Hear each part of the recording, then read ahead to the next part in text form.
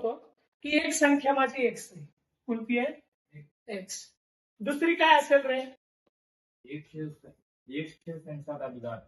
तर दुसरी असणार 184 वजा एक्स. एक्स आता येईल बघा. 1x वजा 8 3 24.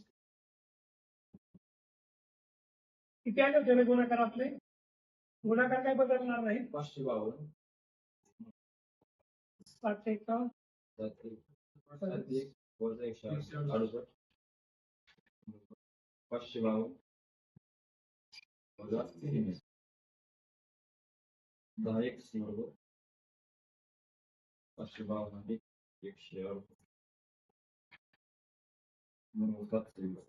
एक्स बरोबर 720 भागिले 20 भागिले 10 एक्स बरोबर 12. फक्त काय करायचं आहे? -8 मायनस किंवा प्लस. आता गणितामध्ये अजून एक काय चूक झाली माहिती? दुसऱ्या संख्येच्या 1/7 लहान किंवा मोठ्या असं म्हणायचं. काय म्हणायचं? लहान किंवा मोठ्या. आता ही झाली लहान. असं म्हणायला पाहिजे दोन संख्यांची बेरीज 184 आहे. जर मोठ्या संख्येचा 1/3 मोठ्या संख्येचा 1/3 हा दुसऱ्या संख्येच्या दुसऱ्या म्हणजे लहान संख्येच्या 1/6 8 ने जास्त. आपण काय केलं असतं? लहान संख्येमधला 8 बाजूला काढला असता आणि मग बरोबर लिहिलं असतं.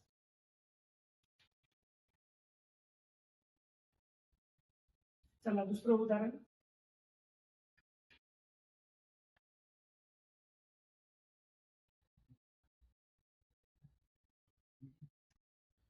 काय सांगितलं?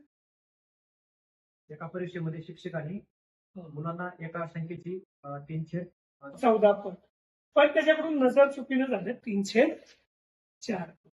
असं घडल्यामुळे काय झालं? उत्तर आलं 150 जास्त. चला मग मूळ उत्तर त्याचं काय आहे?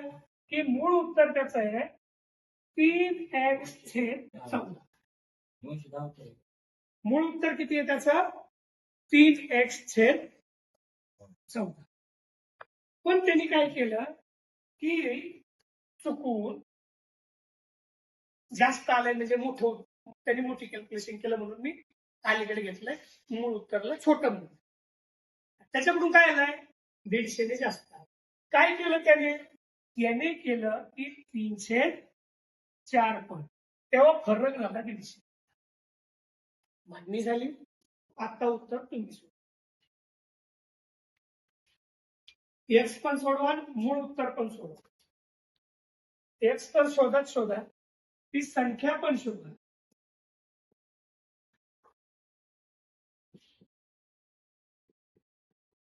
ती संख्या शोधा. चला काय होईल? 14 3 42x वजा 3 चौक 12x काय केले?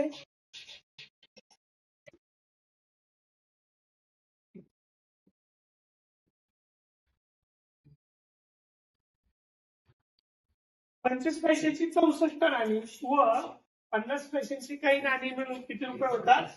100 रुपये होतात. तर नाण्यांची संख्या किती? कमी. बघूया आपल्याला 50 पैशाच्या नाण्यांची संख्या सुद्धा आधी लागेल. 25 गुणिले 64 अधिक 50 गुणिले x बरोबर 100 कशामुळे? पैशामध्ये रूपांतर करून घेतलंय आपण. 25 चौक 100 25 अका 150 1600 अधिक 50 x बरोबर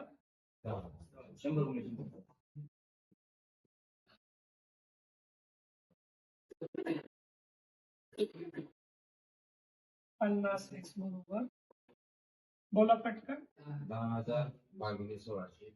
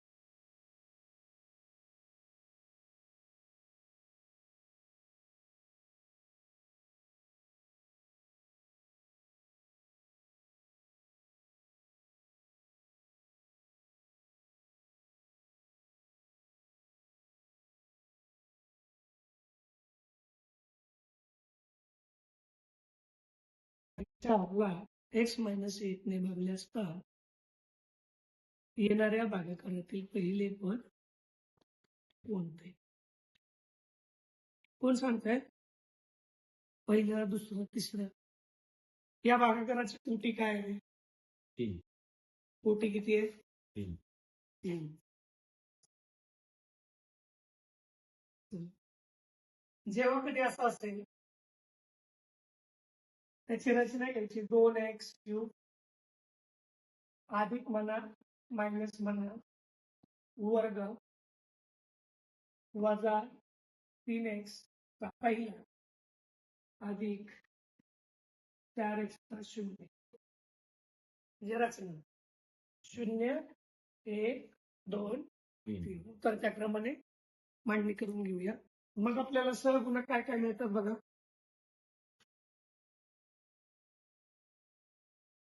काय काय मिळतात ते?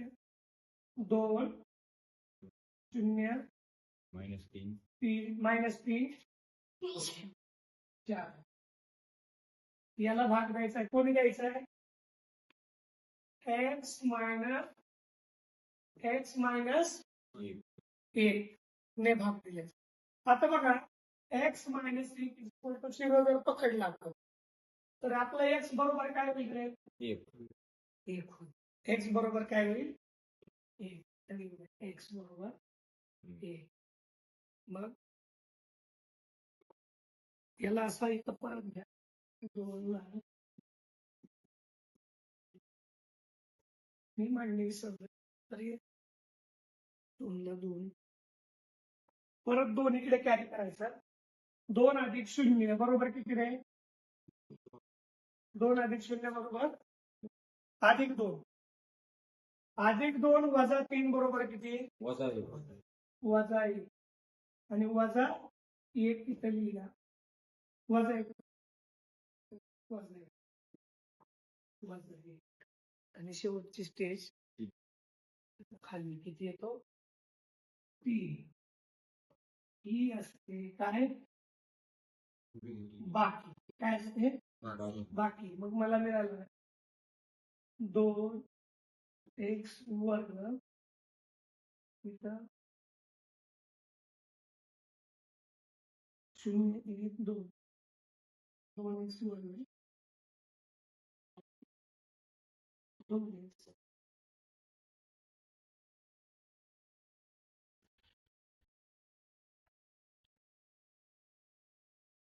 आणि बाकी किती मिळाली? 3 आणि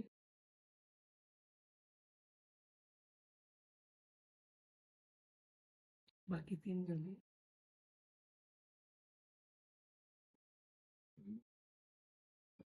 या 2 ला इथं 2 खाली घ्या इथं 2 इथं -1 याचं म्हणजे 2x वर्ग अधिक 2x वजा 1 नवीन समीकरण तयार झालं. पहिलं पद काय आलं? 2x वर्ग. बाकी किती आली? आता बाकी सुद्धा कधी कधी विचारतात. बाकी किती आली? 3 आणि भागाकार कितीचा गेला? 2x वर्ग अधिक 2x वजा 1. हा प्रश्न याच्यासाठी बायचान्स जर आला मोस्टली नाही बघा तुमच्या प्रश्नपत्रिका जर पाहिल्या कुठेतरी असेल क्वचित पण तो आपल्या परिचयाचा असावा. याला जर आपण येणे भागलं तर बरोबर 1 केलं कंडिशनला बे परत इकडे 2 आणि 0 इथं लिहिले यांची वजाबाकी इथं लिहिली ही खाली लिहिली प्रत्येकाची वजाबाकी लिहिली जे काय असेल खाली लिहिलं आणि याला चलात लिहिलं x वर्ग जर असं 1 0 1 2 म्हणजे घात इथं लिहिलं ना 0 1 2 3 मग याला शून्याचा घात झाला एक्सचा 0 बरोबर किती रे? कोण सांगतं मला? 1 आणि 1 गुणिले 1 बरोबर 1 0 पहिला दुसरा उत्तर आलं 2x वर्ग. समजलं? नाही समजलं तर परत एकदा रिवाइज करतो मी. कशाने भाग द्यायचा आहे? x minus 1 x minus 1 is equal to जर आपण 0 पकडलं तर x बरोबर किती होणार? हा इकडे जर ऋण 1 आहे ना पलीकडे गेला की काय होणार धन आहे. आता बघा याच्यापेक्षा फक्त जर बाकी विचारली काय फक्त जर बाकी विचारली तर इथं याच्या किमती टाका बाकी मिळून जाते. काय म्हणलो मी? म्हणजे एकची किंमत टाकायची का एक्सच्या? हो फक्त एकची किंमत टाका बाकी मिळते. मिळते का बघा खात्री करा माझं ऐकू नका बघा कॅल्क्युलेशन करा कारण मला याला 7-8 वर्ष झालं रिव्हिजन झाली म्हणजे 7-8 वर्षापूर्वी बघितलेलं.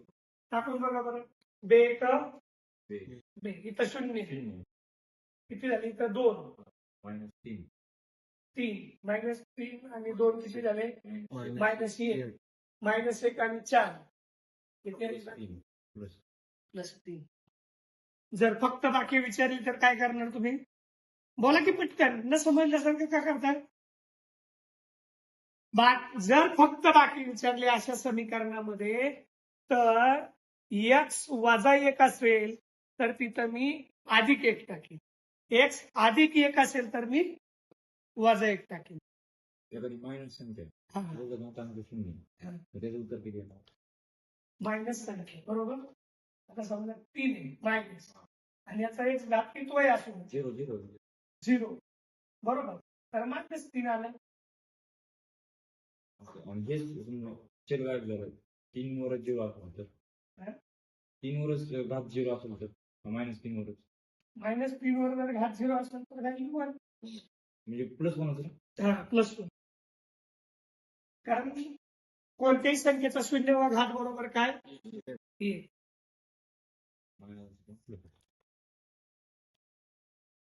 चला आता दुसरा प्रश्न मी तुम्हाला फक्त तोंडी सांगणार तुम्ही सोडवायचं. ठीक आहे. 5x चा 5वा घात 5x चा 5वा घात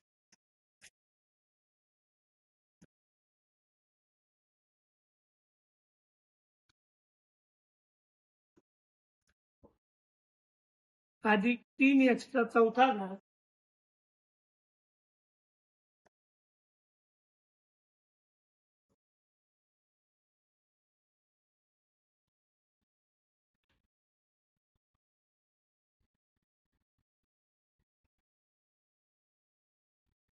पाच x चा 5वा आणि 3x चा 4था वजा 2x चा घन वजा x वर्ग वजा 4 या समीकरणास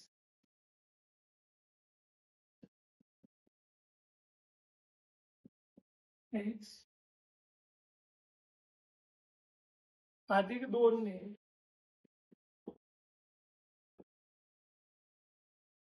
भाग दिल्यास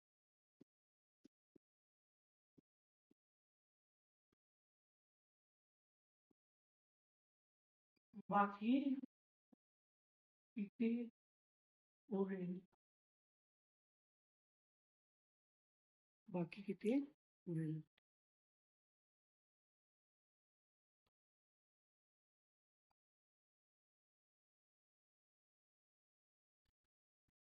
x किती घेतलाय तुम्ही? x वजा 1 घ्या. x